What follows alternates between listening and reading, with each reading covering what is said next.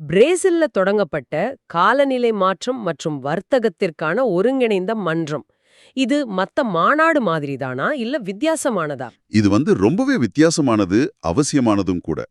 பல வருஷமா வர்த்தகமும் சரி, காலநிலை இலக்குகளும் சரி, ரெண்டும் எதிரெதிர் திசையில தான் போயிட்டு இருந்துச்சு.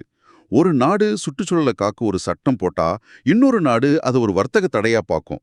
இந்த முரண்பாடை தீர்க்க ஒரு பொதுவான இடமே இல்லாம இருந்துச்சு. அந்த இடத்தை தான் இந்த மன்றம் நிரப்புது. அப்போ இது உலக வர்த்தக அமைப்புக்கோ இல்ல ஐநா காலநிலை அமைப்புக்கும் பதிலா வருமா? இல்ல. அதுதான் இதில் இருக்கிற புத்திசாலித்தனம். இது ரெண்டிலிருந்தும் சுயாதீனமா செயல்படும். புதுசா விதிகளை உருவாக்குறதோ நாடுகளை கட்டுப்படுத்துறதோ இதோட நோக்கம் இல்ல. அதுக்கு பதிலா அரசாங்கங்கள், கம்பெனிகள், சமூக அமைப்புகள் எல்லாம் ஒன்னா உட்கார்ந்து வர்த்தகத்தை வளர்க்கும் போதே சுற்றுச்சூழலை எப்படி பாதுகாக்கலாம் அப்படிங்கிற கடினமான கேள்வியை பத்தி பேச ஒரு தளம் உருவாக்குது. ம், இது வளரும் நாடுகளுக்கு ஒரு நல்ல வாய்ப்பா இருக்கும்னு தோணுது. கண்டிப்பா அவங்க கவலைகளை வலுவா எடுத்துச் சொல்ல இது ஒரு முக்கியமான வாய்ப்பு.